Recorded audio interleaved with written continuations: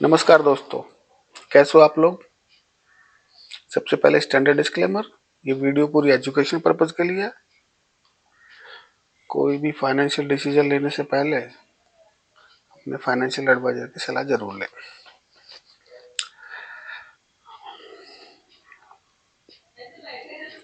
बात करेंगे आज डब्ल्यूडी गैन साइकिल थ्योरी के हिसाब से निफ्टी बैंक निफ्टी में और स्मार्ट मनी कॉन्सेप्ट के हिसाब से Nifty bank Nifty, fin Nifty, mid cap, PSU bank, State Bank Adani और रिलायंस मारुति, एशियन पेंट्स, काफी सारे स्टॉक्स हैं लिस्ट में, तो सबको बारी बारी से देख लेंगे। तो सबसे पहले चलते हैं डेली चार्ट पे निफ्टी के।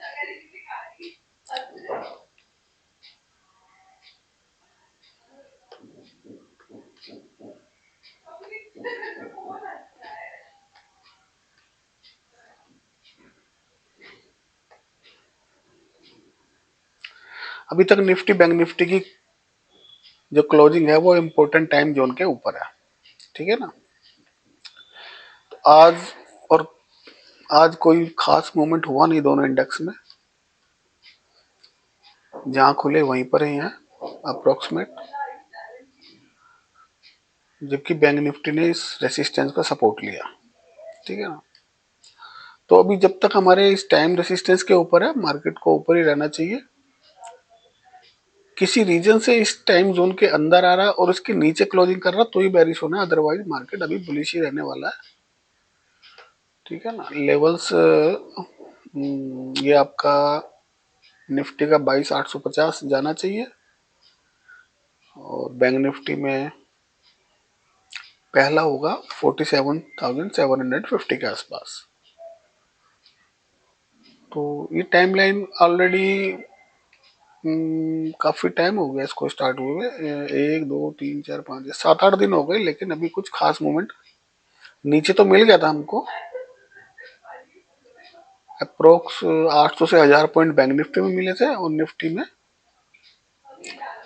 300 पॉइंट के आसपास मिले थे, 320 के आसपास। और अभी दोनों ने क्लोजिंग ऊपर कर दी है, दोनों इंडेक्स ने इन्वर्जन किया, तो इन्वर्जन के बाद इसको ऊपर जाना चाहिए। अब देखते हैं क्या ये क्यों वेट क्यों कर रहा है इसको ऊपर जाने के लिए। बाकी स्मार्ट मनी से देखने की कोशिश करेंगे कि यहाँ पे क्या पैटर्न बन रहा है, उस हिसाब से भी पता चलेगा थोड़ा सा कि करना क्या चाहता है।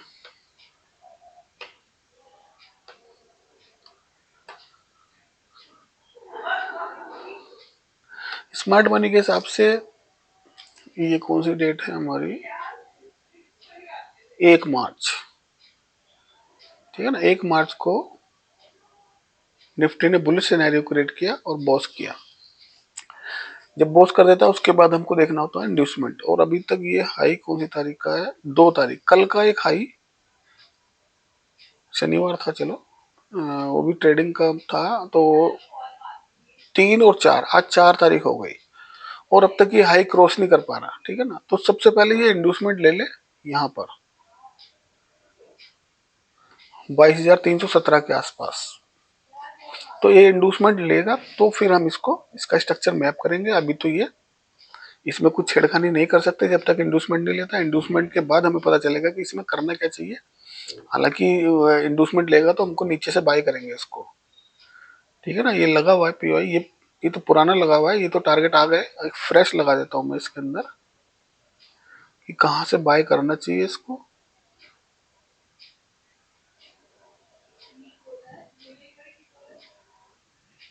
मिलेगा तो यहाँ देखते हैं इसको।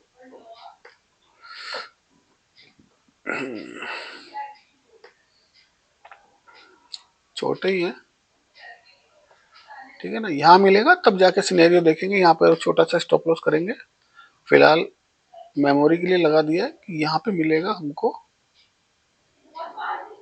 21,900, 22,000 के आसपास, ठीक है ना। अभी 400 पॉइंट का यहाँ से देखते हैं कि नीचे आएगा। सबसे पहले इंडूसमेंट चाहिए, उसके बाद इसका स्ट्रक्चर बनेगा। बैंक निफ्टी को देखते हैं, बैंक निफ्टी के अंदर भी इंडूसमेंट पेंडिंग है इसका, 47,200 के आसपास, तो जब तक इंड्यूसमेंट नहीं ले रहा और ये हाई भी क्रॉस नहीं कर पा रहा, ठीक है ना, तो या तो हाई क्रॉस करे या हमारा इंड्यूसमेंट ले। उसके बाद इन दोनों चीजों में कुछ स्ट्रक्चर मैप होगा। फिर निफ्टी में देखते हैं, फिर निफ्टी में क्या हो गया, सेम सिनेरियो, तीनों इंडेक्स के तीनों बॉस करके खड़े हैं, तीनों bullish structure, break of structure करके बुलिश सिनेरियो में आए हैं, ठीक है ना। मिड कैप को देखते हैं, मिड कैप भी नहीं, मिड कैप सॉरी बेरिश है, और इसको यहाँ से सेल करेंगे मिड कैप को 11,090 के आसपास से, ठीक है ना। ये लगाया हुआ है, सारे सारे ट्रेड पेपर ट्रेड में जाएंगे, और ये अपने फाइनेंशियल एडवाइजर की सलाह जरूर लें इस चीज के लिए, ट्रेड करने के लिए। ये हमारा है पीएसयू बैंक, ठीक है ना। पीएसयू बैंक की हमने लगाए रखे थे, 2 एंट्री एक्टिव हुई थी और यहाँ पर इसने रिवर्सल लिया। अब देखते हैं कि ये असल में काउंटर ट्रेड है। मेन ट्रेड हमारा स्टार्ट होगा नीचे से बाय का, तो जब अभी देखते हैं कि अब तो ये यहाँ से आके बॉस भी कर सकता है इसको, ठीक है ना, क्योंकि ऑर्डर फ्लो से इसने एंट्री ली है, अपने ऑर्डर फ्लो से गया है, तो ये ऊपर जाके क्लोज कर सकता है। स्टेट बैंक, स्टेट बैंक का इंडूसमेंट पेंडिंग है 767 के आसपास, ये इंडूसमेंट ले, अभी हाई तोड़ नहीं रहा अपना, यहाँ से 2 मार्च का, ये आज 4 है, तो इंडूसमेंट लेना चाहिए सबसे पहले इसको। इंडूसमेंट लेगा उसके बाद नीचे से इसको बाय करेंगे, ठीक है ना। अपने अपने स्ट्रक्चर का वेट करना चाहिए हमेशा, जब आए तभी सेल या बाय करें। अभी सिनेरियो मिलेंगे, देखो अडानी में हमें मिला, ठीक है ना, अडानी इंटरप्राइजेज में,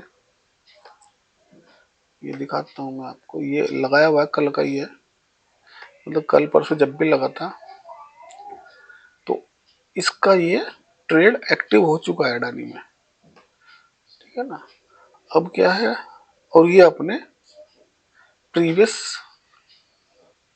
पुल बैक पे भी आ गया, तो जो भी इस एंट्री में होगा वो 9 रुपये 70 पैसे का स्टॉप लॉस अब 0 पे कर लेना चाहिए उसको, ठीक है ना। अब अगर ये नीचे जाएगा तो प्लस में रहेगा ही, और अगर ऊपर भी जाता है बाई चांस किसी रीजन से, तो आपका स्टॉप लॉस नहीं जाना चाहिए, 0 पे जाना चाहिए, ठीक है ना। ये प्रीवियस स्विंग को इसने यहाँ पे टैप किया है अभी, ठीक है। ये हमारी एंट्री एक्टिव हुई 2 मार्च को, और एंट्री पॉइंट था हमारा 3336, और वहां से नीचे आ चुका है। ऐसे ही ये थोड़ा सा पुल बैक ले लेके नीचे आना चाहिए इसको, क्योंकि इसका स्ट्रक्चर यहाँ पे इसने बेरिश बनाया था।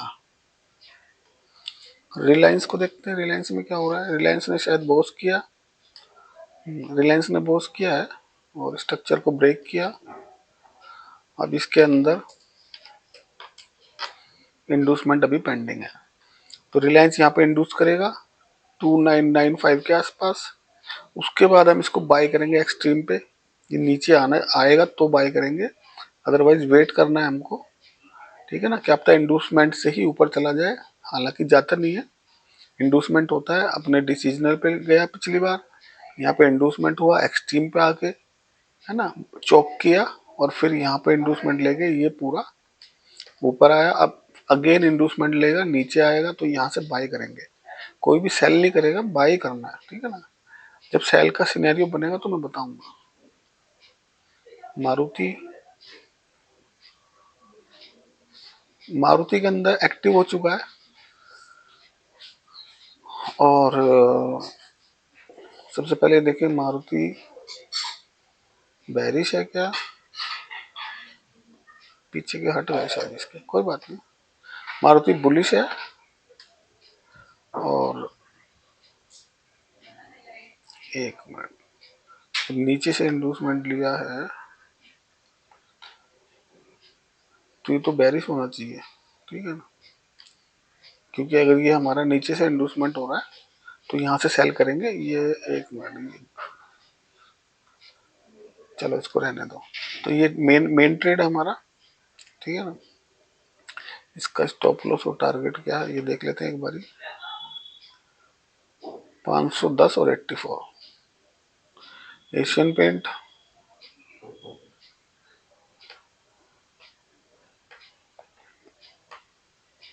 एशियन पेंट का इंडूसमेंट हो चुका है, ठीक है ना, ये बेरिश है और इसको हम सेल करेंगे यहां से।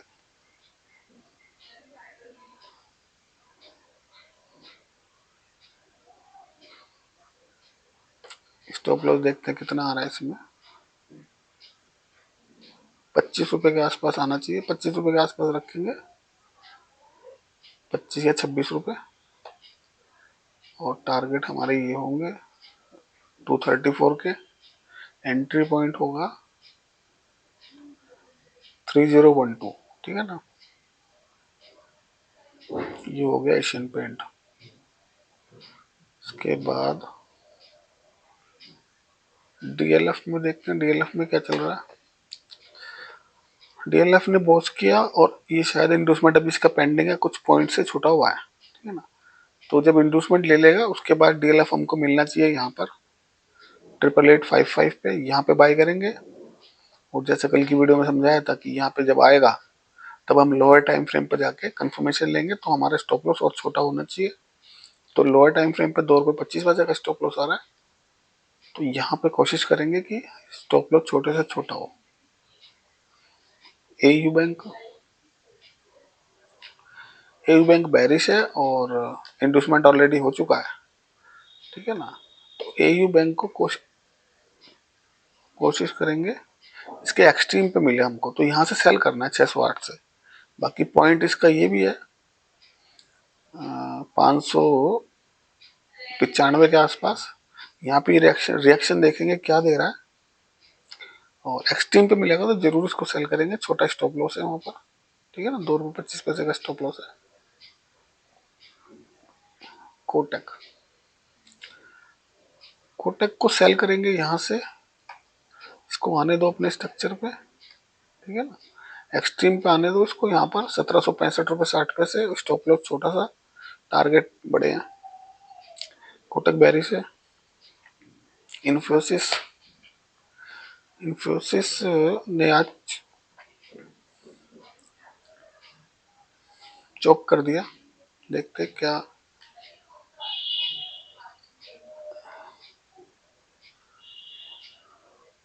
फर्स्ट टाइम किया क्या।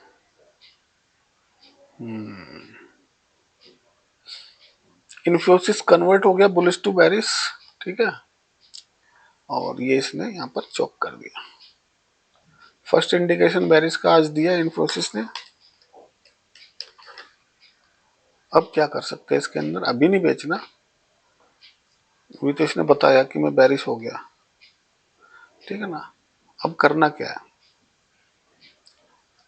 अब करने का इसको इंडोसमेंट लेने दो 1657 के आसपास। जब ये इंडोसमेंट ले लेगा तो ये इंडोसमेंट लेकर जाएगा ऊपर, ठीक है ना, ऊपर जाएगा। और जब ऊपर मिलेगा हमको तो हम इसको यहाँ से शॉर्ट करेंगे। इसकी वैल्यू आ रही है 1726 के आसपास। पहले इंडोसमेंट लेने दो तब इसको पूरा इसका मैप कर देंगे। और स्टॉप लॉस लग सकता है यहाँ पर, स्टॉप लॉस लगाएंगे, इसका पॉइंट देखते हैं कितने आ रहे हैं। 7 रुपए के आसपास मिलेगा। और टारगेट अभी इसको इंडोसमेंट लेगा तो हमको पता चलेगा टारगेट क्या है। 90 के आसपास टारगेट आएंगे। तो सबसे पहले इसको इंडोसमेंट लेने दो इन्फोसिस को। इन्फोसिस ने आज फर्स्ट इंडिकेशन दिया बेरिश का, ठीक है ना। हमारे प्रीवियस स्विंग के नीचे क्लोजिंग मिली है इसकी 15 मिनट पर। विप्रो को देखते हैं।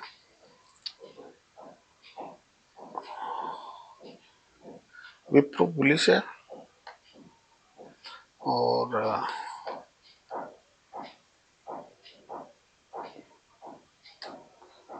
इंडोसमेंट इसका हो चुका है। इसको नीचे से बाय करेंगे, विप्रो को नीचे मिलेगा ना यहाँ पर 450 के आसपास, तब इसमें बाइंग बढ़िया बनेगी।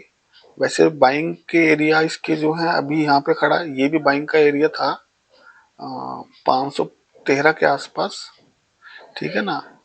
और इसको सस्टेन कर नहीं पा रहा ये। उसके बाद हमारा बाइंग का एरिया आएगा यहाँ पर 506 490, लेकिन हमें चाहिए एक्सट्रीम पे, मतलब नीचे यहाँ चाहिए। तो ये फास्ट मूवमेंट देगा हमको। हमारा स्टॉप लॉस भी छोटा होगा इसके अंदर, ठीक है ना। 3.5 रुपए का स्टॉप लॉस होगा। टीसीएस में देखते हैं टीसीएस में क्या हो रहा है। टीसीएस अभी बीच में चल रहा है, अभी चला है हमारे ऑर्डर, एंट्री इसने 2 एंट्री दी हमको और स्टॉप लॉस 23 रुपए का स्टॉप लॉस है, टारगेट 200 रुपए के। ऑलरेडी ये हमारे को देखा जाए तो 170 के टारगेट आ चुके हैं वैसे इसके अंदर, ठीक है ना। लेकिन अगर अपने स्ट्रक्चर से चला है ना तो वो प्राइस को ऊपर जाके क्लोज करना चाहिए। अगर प्राइस ऊपर जाके क्लोज नहीं कर रहा तो ये वापस भी आ सकता है, क्योंकि इतना टाइम लगता नहीं है। ये गया था फिर कंसोलिडेशन में फंस गया, ठीक है ना। अब तो इस ट्रेंड लाइन का ही सहारा है, ये बचा ले तो बचा ले, अदरवाइज इसको ऊपर जाना चाहिए वैसे। टाइटन टाइटन का इंडूसमेंट हो गया, ठीक है। चलो ये हो गया इसका इंडूसमेंट और ये हो गया हमारा हाई का लेवल। ये बुलिश है, अब इसको बस नीचे आना, एंट्री देनी है, ठीक है ना। वेट करना है, एंट्री देने आएगा नीचे, ठीक है ना। अब ये पता नहीं कितने दिन लगा ले, इसलिए जब एंट्री देने आएगा तभी हमें ट्रेड लेना है। जो सेटअप पे आएगा हमारे रूल के हिसाब से हमारा स्टॉप लॉस ये है, बाकी नीचे जब आएगा जब हम इसका स्टॉप लॉस और कम करेंगे, ठीक है ना। और जब आएगा जब मैं लगा दूंगा लोअर टाइम फ्रेम पे जाके, और यहाँ मिलेगा तो हमको रिस्क रिवार्ड अच्छा मिलेगा, टारगेट अच्छे हैं, स्टॉप लॉस भी। अभी तो 30-32 रुपए का स्टॉप लॉस आ रहा है, लेकिन इसको हम कम करेंगे, 10 रुपए के आसपास रखना चाहिए इसका स्टॉप लॉस। टारगेट 163 के है, तो इस हिसाब से टाटा मोटर्स बुलिश है। इंडोसमेंट लेना है, बिना इंडोसमेंट के जाएगा नहीं ऊपर। कॉल पुट लोगे तो फंस जाओगे, डिके हो जाएगा। इंडोसमेंट ले ले एक बारी, इंडोसमेंट के बाद नीचे ही पीवाई लगा हुआ है, यहाँ से छोटा स्टॉप लॉस, इतना टारगेट। एयरटेल एयरटेल को देखते हैं कहाँ इसका स्ट्रक्चर क्रिएट हो रहा है। इंडूसमेंट देखो, एयरटेल का इंडूसमेंट हुआ था और ये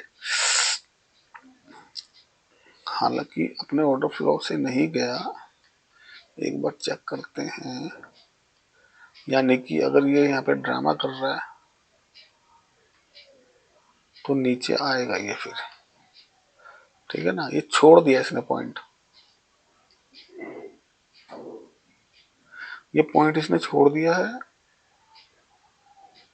अगर ये पूरा मान के चले पूरा ऑर्डर फ्लो तो ये, लेकिन ऑर्डर फ्लो के आसपास ही घूम रहा है, तो यहाँ पे लिक्विडिटी छुटी हुई है, इसको यहाँ आना चाहिए, यहाँ पे आएगा इस ऑर्डर फ्लो पे, तब हम इसको पकड़ने की कोशिश करेंगे यहाँ पर 1086,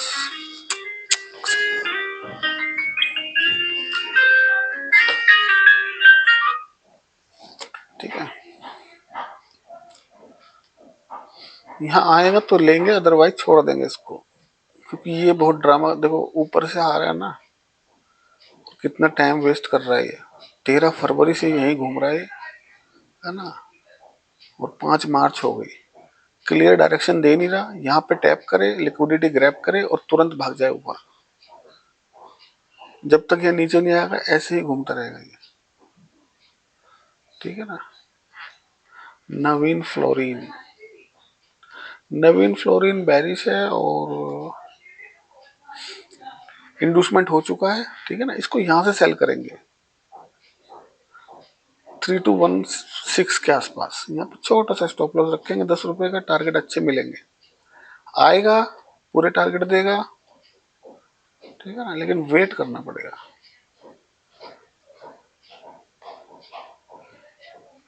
ठीक है ना। और ये हमारा HDFC बैंक इंडूसमेंट हो चुका है, पीवाई लगा हुआ है, यहाँ पे मिलेगा, सेल करेंगे, स्टॉप लॉस छोटा है, थोड़ी सी दूर है ना। तो जैसे ही आएगा तब यहाँ पे देखेंगे कैसे।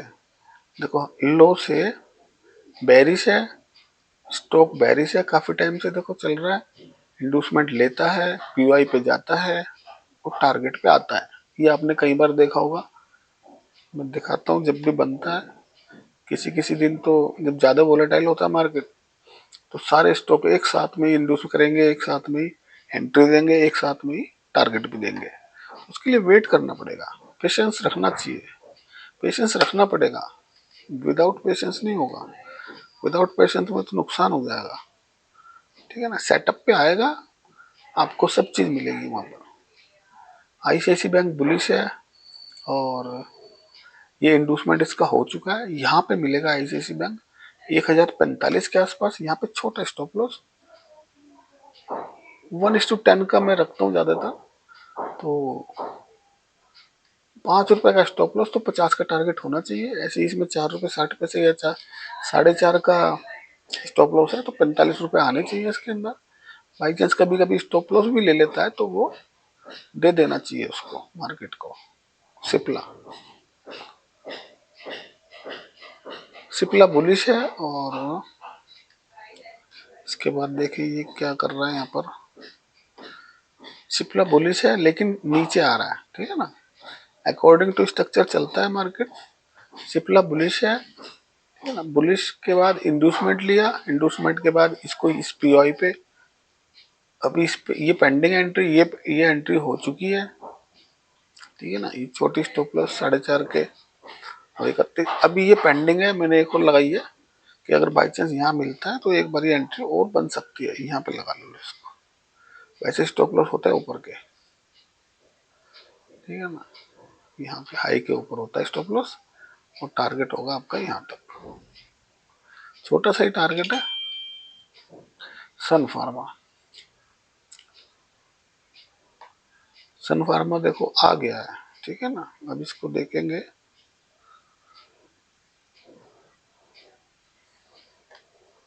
सन फार्मा बुलिश है, ठीक है ना, सन फार्मा बुलिश है और ये बॉस बॉस कर रहा है।